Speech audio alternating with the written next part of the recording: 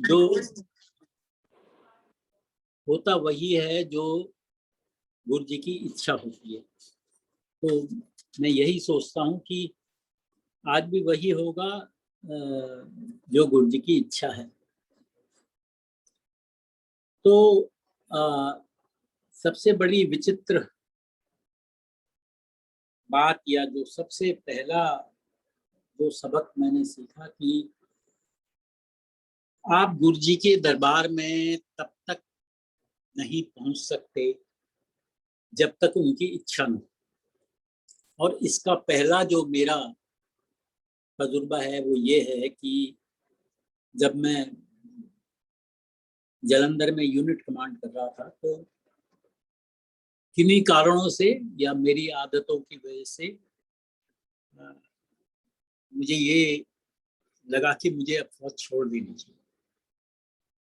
तो जब मुझे ये लगा तो मैंने काफ़ी कोशिश की सिविल में बाहर जाके, जो हमारे पुराने बॉसेस थे उनसे मिलके जो सिविल में काम कर रहे थे कि ऐसा है कि मुझे कहीं कुछ नौकरी मिल जाए। पर हर एक ने ये कहा भी है ऐसा है कि जो तुम्हारी आदतें हैं उनको मद्देनजर रखते हुए तुम्हारा तो सिविल में रोटी खाना बड़ा मुश्किल है।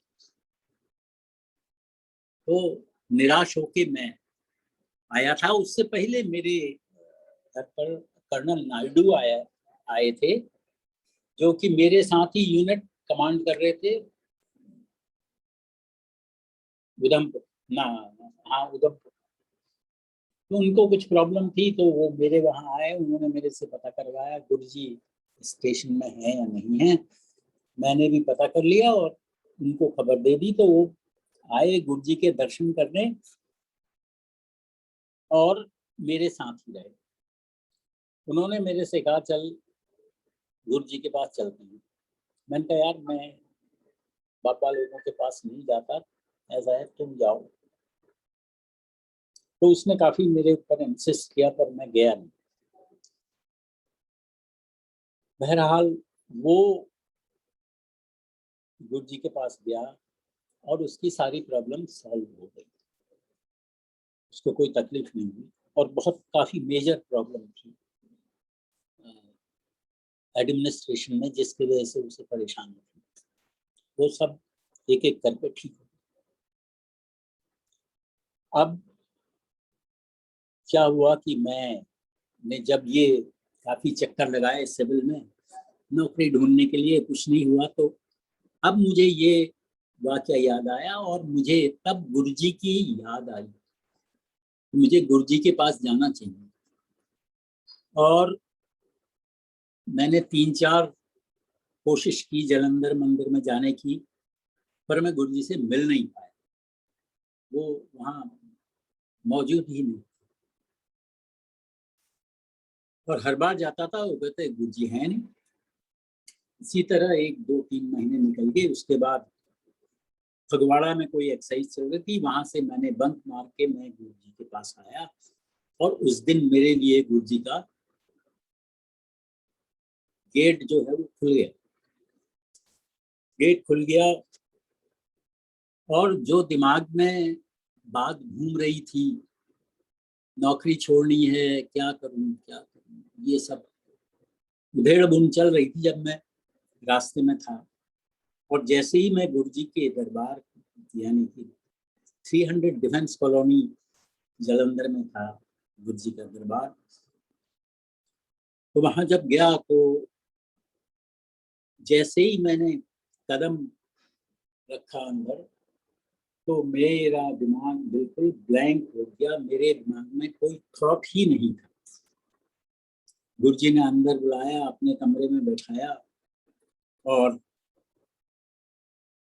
मेरे को कुछ बातें कही। अभी भी मेरे दिमाग में वो थॉट था ही नहीं कि मैंने थॉट छोड़ी। मेरे दिमाग में कोई थॉट नहीं था, बिल्कुल जिसको शून्य बोलते हैं ना, एकदम शून्य हो।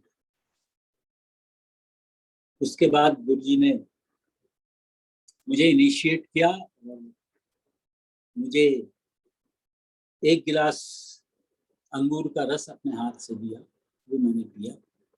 और उसके बाद मुझसे कहा चलो चलो। तो जो मेरे दिमाग में विचार था कि मैंने बहुत छोड़नी है, वो मेरे दिमाग से बिल्कुल उतर गया।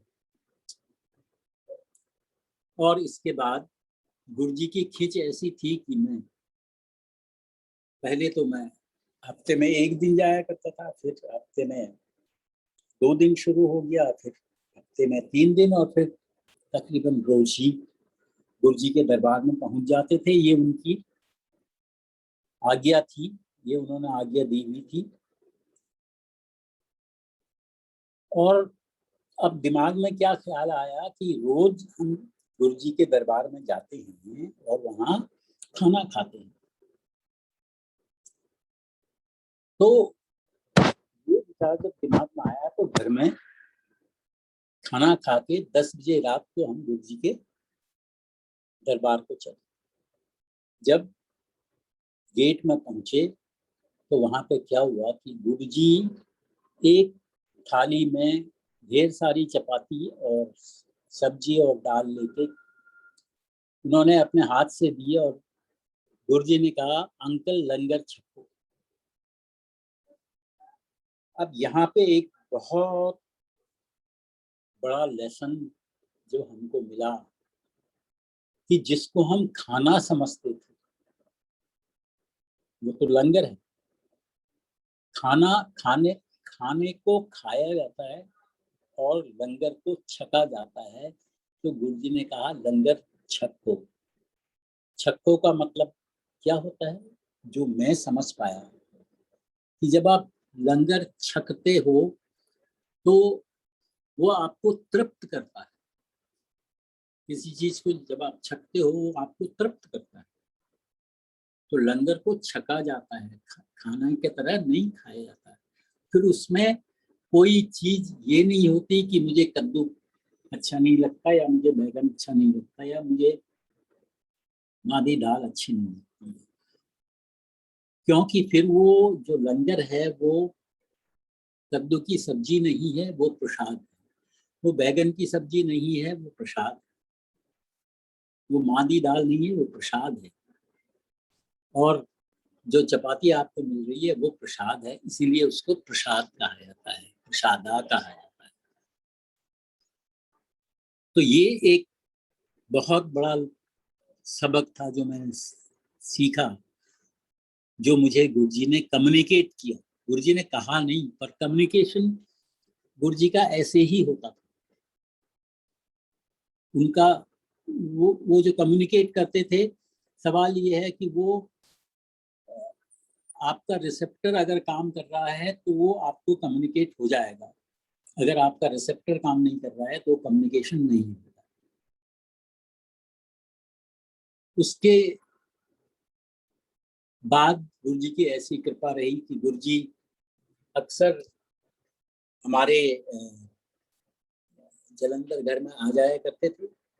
और जब गुरुजी आते थे तो लाजमी है कि संगत के कुछ लोग भी आया करते थे। तो एक बार आंटी की तबीयत काफी खराब थी और सुबह से टेम्परेचर डाउन नहीं हो रहा था। आइस पैड रख दिए थे, दवाइयां दे दी, और टेम्परेचर 103 104 से नीचे नहीं था। तो गुरुजी का मैसेज आ गया कि मैं शाम को घर आऊंगा। अब एज ए ह्यूमन बीइंग थोड़ा अजीब सा लगा कि आंटी की तबीयत खराब है और ये गुरुजी आने वाले हैं, संगत भी आएगी, लंगर भी तैयार करना होगा। थोड़ा एक मन में थोड़ा सा कहना चाहिए एक कष्ट सा। गुरुजी आए शाम को, लंगर भी तैयार हो गया, आंटी लेटी रही, सब कुछ हो गया। और जैसे ही गुरुजी आए तो गुरुजी सीधे बेडरूम के अंदर गए और आंटी का हाथ पकड़ के बोले, चल आंटी, तेन कुछ नहीं हुआ। तो जलंधर में मेरे घर में फायर प्लेस थी और ये जाड़ों के दिन थे, और जब गुरुजी आते थे वो फायर प्लेस को हम लाइट अप कर देते थे। तो गुरुजी आए, गुरुजी फायर प्लेस के पास बैठ गए और आंटी को बोला, बह जाए थे। तो आंटी उधर ही गुरुजी के चरणों के पास लेट गई। सबने लंगर किया। उसके बाद गुरुजी ने कहा चलो हुण चलने। तो गुरुजी बाहर निकल गए, और जब बाहर निकले, बाहर कड़ाके की ठंड थी, पर गुरुजी के जो पैर थे वो लिटरली जल रहे। मतलब ऐसा लगता था कि गुरुजी को फीवर।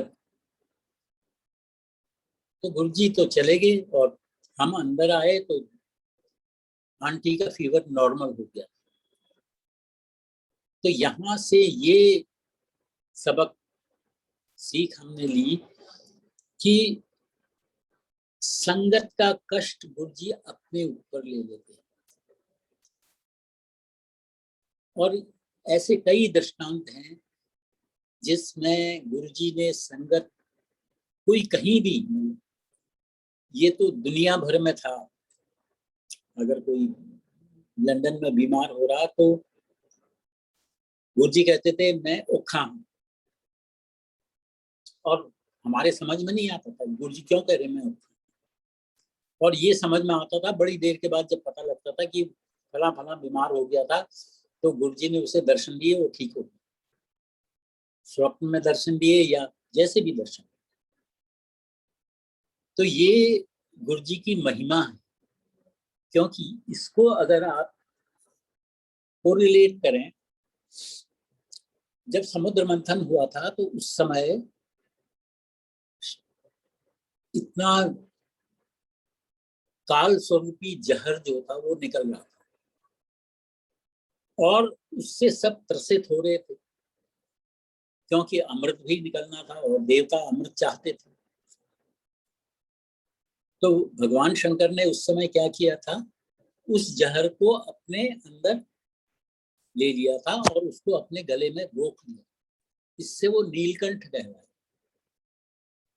तो लेसन जो हमने सीखा इससे, कि गुरुजी जो है भगवान शंकर के रूप में अपनी संगत का कष्ट अपने ऊपर लेकर और उसको ठीक कर देते। उसी तरह एक बार मैं जलंधर से दिल्ली आ रहा था। उस टाइम पे गुरुजी दिल्ली में संगत किया करते थे। तो मैं सुबह 3 बजे जलंधर से निकल चुका, और ये तकरीबन 7-8 घंटे की जर्नी है, उससे ज्यादा नहीं है। और जब मैं आ रहा था तो मेरी आदत ये है कि गाड़ी में कोई भी गेज जो है वो ठीक तरह से काम करना चाहिए। तो मेरी गाड़ी में बैटरी ओवरचार्जिंग हो गई थी, और मैं इसके लिए काफी परेशान सा था। तो मैंने गाड़ी को लुधियाना में चेक कराना चाहा, क्योंकि उस समय बहुत जल्दी थी, इसलिए कोई मैकेनिक की शॉप खुली भी नहीं। उसके बाद अंबाला पहुंचने पर मुझे एक मैकेनिक की दुकान दिख गई, तो मैं उसके पास नहीं गया। मैंने उससे ये पूछा, उसने कहा कुछ नहीं है, ये कुछ किया उसने थोड़ा बहुत, तो उसने कहा कुछ नहीं होगा, ठीक हो जाएगा। चलो आगे निकल गए। 20 किलोमीटर के बाद फिर वही हालत आ गई, और 2-3 बार ये परेशानी देखते हुए मैं पानीपत में मैंने मैकेनिक को दिखाई। मैंने कहा यार ये चार्जिंग हो रही है, इसमें जो कुछ करना है तो कर दे, अल्टरनेटर चेंज करना है, डायनामो चेंज करना है, सब बदल दे, ताकि ये दिक्कत ना आए। और अगर बाय द वे आ भी जाती है तो मुझे क्या करना है। तो पानीपत से निकले, और 20 किलोमीटर के बाद फिर वही दिक्कत, ओवरचार्जिंग। तो जैसे उसने बताया था, मैंने वो वाला तार गाड़ी के डायनामो से निकाल दिया। अब जब आगे बढ़े तो सोनीपत के आसपास सड़क में लाशें पड़ी हुई थी। कोई मेजर एक्सीडेंट हुआ था जिसके वजह से डेड बॉडीज पड़ी हुई। हम निकल गए। हम ग्रेटर कैलाश पहुंच गए। ग्रेटर कैलाश पहुंचे तकरीबन 3 साढ़े 3 बजे, ऐसा ही टाइम हुआ होगा। तो जब गुरुजी के मत्था टेका अंदर जाके, तो गुरुजी ने कहा आज तेरे सारे कष्ट ग्रह कटते।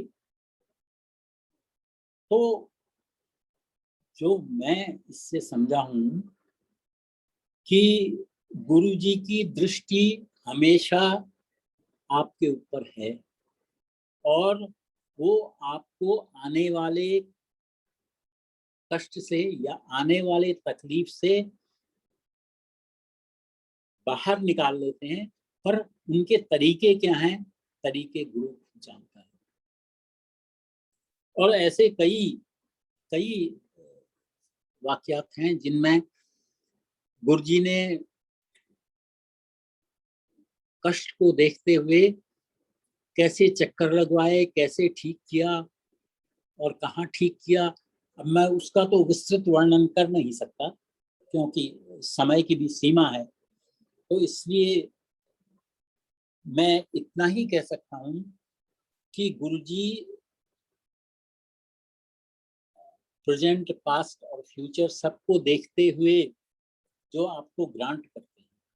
क्योंकि गुरुजी कहा करते, गुरु मंगी दे नहीं होंगे, मनी दे होंगे। तो इसका मतलब ये है कि मांगते नहीं हैं, क्योंकि उनको तो सब कुछ पता है, वो जानी जान है। अगर उनको सब कुछ पता है तो उनसे मांगने की आवश्यकता नहीं है, वो वही देंगे जो आपके हित में। और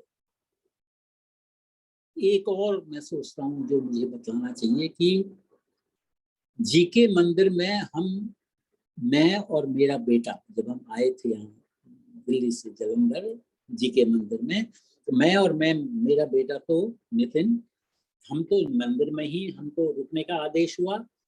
और आंटी सुल्तानपुर में, सुधा आंटी के पास, उसको रुकने का आदेश हुआ। गुरुजी उस समय दिल्ली कैंट में जनरल मोहन सिंह के घर में उनका निवास था उस टाइम पे। और तकरीबन 11 बजे सुबह गुरुजी ग्रेटर कैलाश मंदिर में आए करते थे। तो रोज का नियम था पूरी सफाइयां करनी, पूरी धुलाई करनी है पूरे मंदिर की, और बाथरूम्स की और किचन की, सब जगह। एक दिन गुरुजी आए और गुरुजी आके सीधे अपने कमरे में जाते थे। एक कमरा था आगे, अब तो उसकी टोपोग्राफी काफी चेंज हो गई है, पर उस टाइम की टोपोग्राफी में सीधे किचन आता था, रास्ते में गैलरी थी और उसके आगे गुरुजी का कमरा था। गुरुजी सीधे कमरे में गए और गुरुजी ने कहा सफाइयां ठीक नहीं हुई हैं। हमारा तो माथा चकरा गया, सफाइयां ठीक नहीं हुई, सब कुछ साफ कर दिया, पूरा धो दिया, पर फिर भी सफाई नहीं हुई। इसका मतलब कहाँ गड़बड़ है। अब सब जब चेक करना शुरू किया, हर तरफ, हर किचन का हर ड्रॉर खोल के, हर अलमारी खोल के जब चेक किया, तो वहां देखा कि जो डस्टबिन रखा हुआ था वो डस्टबिन क्लियर नहीं हुआ था। तो ये है कि गुरुजी की नजर से कोई चीज छुपी नहीं है। आप उसको ये नहीं समझ सकते कि गुरुजी को पता नहीं लगा या गुरुजी ने देखा नहीं, ये बात नहीं। गुरुजी तो वो तो हर चीज पता है, क्योंकि कई ऐसे इंस्टेंसेस हुए। एक मैं और बताता हूँ आपको। एक आंटी को चपातियां दी गई, उनसे कहा कि ये खा लो। तो आंटी ने जब देखा कि गुरुजी उनकी तरफ नहीं देख रहे हैं, तो उसमें से एक चपाती जो है वो अपने पर्स में डाल दी। चलो लंगर खत्म हो गया, आंटी चले गई। अब जब दूसरी बार आंटी आई तो गुरुजी ने आंटी से पूछा, आंटी की हाल है तेरी तबीयत दा? ने कहा गुरुजी मैं 80% तो ठीक हुई है, 20% रह गया। गुरुजी ने कहा जे ओ चपाती जेड़ी तुसी पर्स च पाई सी ओ खा लेंदी तो आज 100% ठीक होगा। तो ये गुरुजी का तरीका होता था कम्युनिकेशन। और क्योंकि गुरुजी कहा करते थे इधर खाओगे तो दवाई, घर जाके खाओगे तो मिठाई। क्योंकि जो पावर गुरुजी के लंगर में, या गुरुजी कभी कभी खूब सारी मिश्री दे देते थे खाने में। गुरुजी एक हाथ से जब मिश्री देंगे तो हमारे दोनों हाथ वो मिश्री से भर जाते थे। तो एक बार इतनी इतनी सारी ऐसे ही टॉफी दे दी गुरुजी ने, तो जेब में रख ली। अब संगत चली गई, उसके बाद गुरुजी अपने कमरे में लेट गए, तो मुक्ति का प्रोग्राम चला। गुरुजी ने पूछा, अंकल प्रसाद खा लिया? मैं क्या गुरुजी आधा खा लिया, आधा जेब च पाया। तो गुरुजी कहते प्रसाद जो मिलता है खा लेना चाहिए था, उहदे विच करंट होंगे। तो ये गुरुजी के तरीके थे कि आपको कम्युनिकेट करने की, कि प्रसाद की क्या वैल्यू होती है, या महापुरुष के हाथ से जो चीज छुई गई है वो अगर आपको मिल रही है तो उसके लिए जो आदेश है उसी तरह से कार्रवाई करो। क्योंकि प्रसाद को प्रसाद की तरह खाओगे तो खाना हो जाएगा, अगर प्रसाद को छकोगे वो छकना हो जाएगा, it will satisfy your soul. तो सवाल ये है कि कंट्रोल तो उनका है, हमारा काम केवल ये है कि हम उसके हुक्मों को के ऊपर उनके हुक्मों को माने।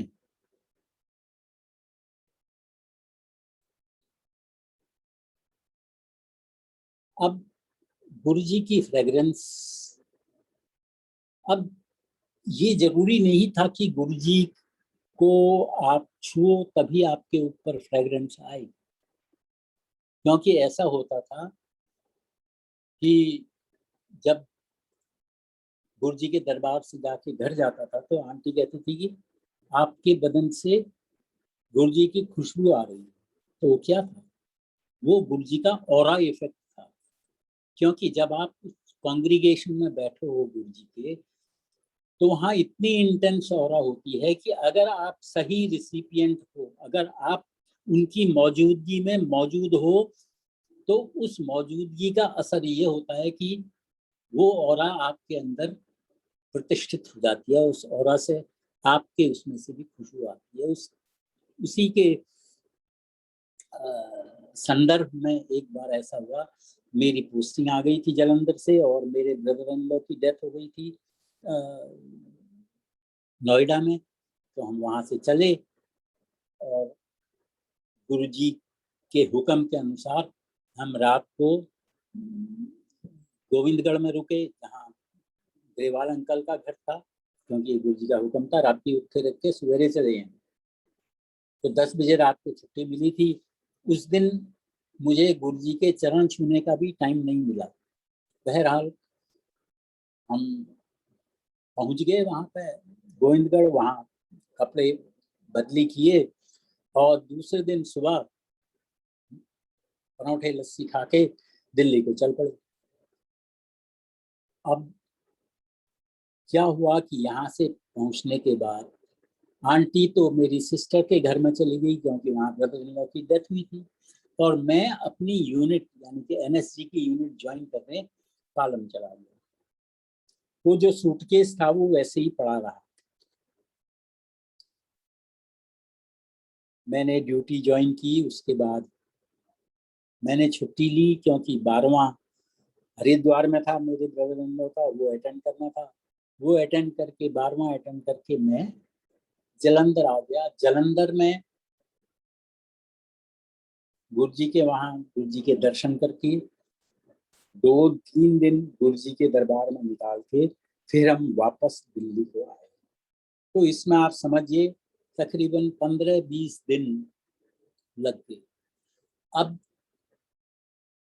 पालम में पहुंच के जब वो सूटकेस खोला, तो जो बुशर्ट मैंने उस दिन पहनी हुई थी जब गुरुजी ने आज्ञा दी थी, उसमें से गुरुजी की खुशबू आ रही थी।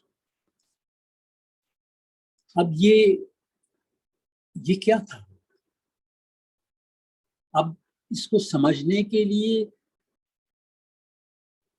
मैं कैसे इसको वर्णन करूं?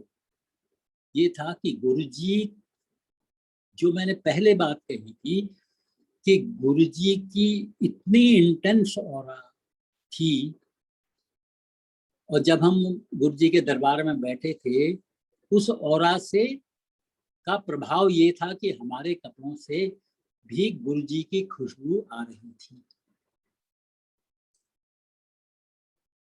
तो ये जो फ्रेग्रेंस है गुरुजी की, ये गुरुजी की ओमनी प्रेजेंस दिखलाती है, यानी कि हर जगह वो मौजूद है और उनका कंट्रोल।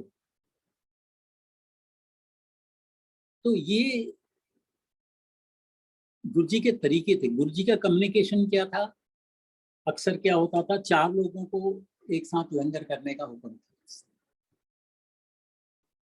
कोई भी 4 लोग। तो अक्सर क्या होता है कि हम अपने रिश्तेदारों के बीच में बैठ के उनके साथ लंगर करना चाहते हैं, तो गुरुजी कहा करते थे, तब्बड़ दे नाल तो रोज ही लंगर कर रहे हो। जब मालिक थे, मालिक द ड्राइवर नाल लंगर करे तां गल रहा। And what was this was social equality। सब बराबर, गुरुजी के दरबार में सब बराबर। और अगर मालिक और मालिक दा ड्राइवर नाल लंगर कर रहा है, फिर जो है जो मालिक है ਉਹਦੀ ईगो नहीं रहे, क्योंकि गुरुजी कहते थे ईगो ਨੂੰ ਜੁੱਤੇ ਦੇ ਸੋਲ ਤੇ ਛੱਡ के आओ। और गुरुजी के आदेश का पालन, उसका एक एपिसोड बताता हूँ। मंदिर, बड़े मंदिर में फंक्शन हो रहा था, तो गुरुजी अपने कमरे में सब संगत ने लंगर कर लिया था। गुरुजी हमेशा लंगर, संगत के लंगर करने के बाद ही लंगर किया करते थे। गुरुजी ने कभी भी संगत से पहले लंगर नहीं किया, कभी भी नहीं, नेवर। और जब गुरुजी लंगर कर रहे थे तो गुरुजी ने मेरे को बोला, बिनी सिंह ਨੂੰ बुला के लेके आओ। मैंने कहा जी गुरुजी। और मैं कमरे से बाहर तो आ गया, पर मुझे ये पता नहीं था बिनी सिंह है कौन, बिल्कुल पता नहीं था, मैं जानता भी नहीं था। अब मैं निकला गुरुजी के कमरे से बाहर, हॉल में चारों तरफ देखा, कोई जचा नहीं। काफी लेडीज बैठी हुई थी, पर किसी के ऊपर मेरी निगाह नहीं थी। उसके बाद बाहर में रंगोली में गया, और रंगोली में देखा जो वहां पे सीमेंट की बेंचेस बनी हैं, उसमें कुछ लेडीज बैठी हैं। तो एक लेडी के पास में गया, मैंने कहा आर यू बिनी सिंह? मैंने कहा यस। मैंने कहा गुरुजी इज कमिंग। यहाँ पे जो सबक है वो थी, एक तो ये होता, मैं गुरुजी से कहता गुरुजी बिनी सिंह कौन है, मैंने पता नहीं। तो गुरुजी कहते छठ पर यहाँ, फिर दूसरे को बुलाते, उसको कहते जा बिनी सिंह ने बुला के लेके। पर गुरुजी को ये भी पता था, इस बेवकूफ को ये भी पता नहीं है कि बिनी सिंह कौन है, पर चला गया था बिनी सिंह को ढूंढने। तो गुरुजी ने क्या, गुरुजी उस समय क्या कर रहे थे, फिर गुरुजी का ये रिमोट कंट्रोल होता था, जिससे उन्होंने मेरे को गाइड किया बिनी सिंह के पास, और मुझे फोर्स किया कि मैं इस लेडी से पूछूं आर यू बिनी सिंह। तो ये गुरुजी का कंट्रोल था आपके ऊपर, बशर्ते आप उनके हुक्म को कहें जी गुरुजी और चल पड़े। क्योंकि एक बार आपको गुरु ने हुक्म दिया, आप उस काम में लग पड़े, तो फिर गुरु हमेशा इंश्योर करेगा कि आप उस काम को पूरा करेंगे। तो ये थी गुरुजी की महिमा। उसके अलावा कितने ही इश्यूज हैं, हेल्थ इश्यूज हैं, sugar, BP, ACR medical, kidney pain Lucknow में, और जिसके लिए कभी गुरुजी को कहना नहीं पड़ा। गुरुजी ने अपने आप ही ऐसा बंदोबस्त किया जिससे कि वो नॉर्मल हो जाए। गुरुजी के दरबार में आने के, गुरुजी के पास आने से क्या होता है कि आपका बिहेवियरल ट्रांसफॉर्मेशन हो जाता है, यानी कि आपकी सोच बदल जाती है।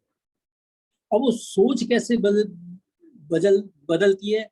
क्योंकि गुरुजी आपको आपके सही अस्तित्व का आईना दिखाते हैं। जैसे एक बार एक शेर का बच्चा गीदड़ों के साथ रहने लग गया था, तो उसकी आदतें भी गीदड़ की तरह हो गई थी। और जब शेर ने अपने बच्चे को देखा ये गीदड़ की तरह व्यवहार करता है, इसको कैसे ठीक किया जाए, उसने उनको बोला भी है तू गीदड़ नहीं है, तू शेर का बच्चा है, शेर बन जा। पर उसके समझ में नहीं आया, तो उसको अपने बच्चे को वो तालाब के पास ले गया, और उस स्टिल तालाब में जहां कोई लहर नहीं थी, स्थिर पानी था, उसमें उसको उसकी शक्ल दिखाई, तो वो समझ गया कि हाँ मैं शेर का बच्चा। तो गुरुजी तो आपके अंतर मन का आईना है। जिसकी रही भावना जैसी, तिन देखी प्रभु मूरत तैसी। और गुरु आपको हमेशा एक स्पिरिचुअल गोल की तरफ ले जाता है। और कैसे ले जाता है? पहले आपकी फिजिकल प्रॉब्लम्स दूर करता है, फाइनेंशियल प्रॉब्लम्स दूर करता है, और आपकी आत्मा की सफाई करता है। और वो केवल पूर्ण गुरु ही कर सकता है, और कोई नहीं कर सकता। वो आपके आत्मा को बिल्कुल साफ, उसमें कोई गंदगी नहीं होने देना चाहता। और जब वो आत्मा साफ हो जाती है तो फिर आपका प्रभु से मिलन हो सकता है। देखिए गुरुजी कहा करते थे, रब तो ਤੁਹਾਡੇ अंदर बैठा है, कितने जाने की लोड़ नहीं है।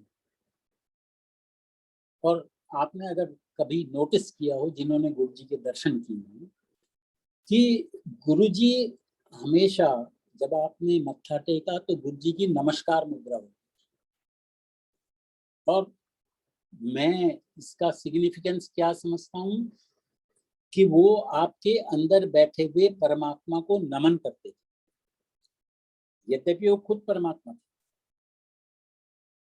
वो खुद शिव, साक्षात शिव। तो ये गुरुजी के तरीके थे कि आपको कम्युनिकेट करते थे। अब सवाल ये है कि उस कम्युनिकेशन में से आप कितना ग्रहण कर सको, कितना समझ सको, वो आपकी श्रद्धा के ऊपर मुनस्सर होता था। और गुरुजी का वाक्य हमेशा, जो कह दिया महापुरुष ने, चाहे वो कैसे ही भी कहा, वो ब्रह्म वाक्य होता है, उसको कोई झुटला नहीं सकता। और इसके कई इंस्टेंसेस हैं। और गुरुजी कहा करते थे, स्पिरिचुअल कनेक्टिविटी को आप इलेक्ट्रॉनिक मीडिया से नहीं हासिल कर सकते, क्योंकि जो स्पिरिचुअल वर्ल्ड है वो 1 to 1 होता है। गुरुजी के साथ जो कनेक्शन होता है, गुरुजी कहते थे कनेक्शन बनाओ, क्योंकि गुरुजी कहा करते रब तो ਤੁਹਾਡੇ अंदर बैठा है। जैसे कहते हैं ना, कस्तूरी कुंडल बसे मृग ढूंढे ब्रह्मा। हिरण के नाभि में कस्तूरी होती है, और उस कस्तूरी की खुशबू को ढूंढते ढूंढते हिरण इधर उधर भटकता रहता है, क्योंकि उसे ये पता नहीं होता, ये ज्ञान नहीं होता कि उसके नाभि के अंदर कस्तूरी है। तो उसी तरह रब भी आपके अंदर है। और उसके लिए एक जुमला है,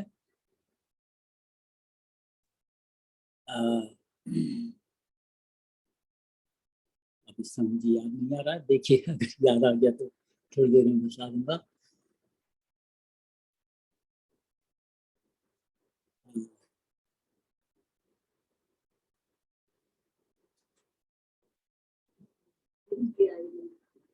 दिल के आईने में है तस्वीरें याद, दिल के आईने में है तस्वीर यार, जब जरा गर्दन झुकाई देख ली। और वो तस्वीर कब दिखेगी? जब आईना साफ होगा। जब गुरुजी ने उस आत्मा को साफ कर दिया तो आईना बिल्कुल साफ चमकता हुआ हो गया। उसके बाद गुरु की तस्वीर आपके अंदर ही दिखेगी। कहीं गुरुजी कहा करते किथे जाने की लोड़ नहीं है, रब ते तुहाडे अंदर बसदे। और गुरुजी कहा करते थे असली चीज लैन कोई नहीं आंदा।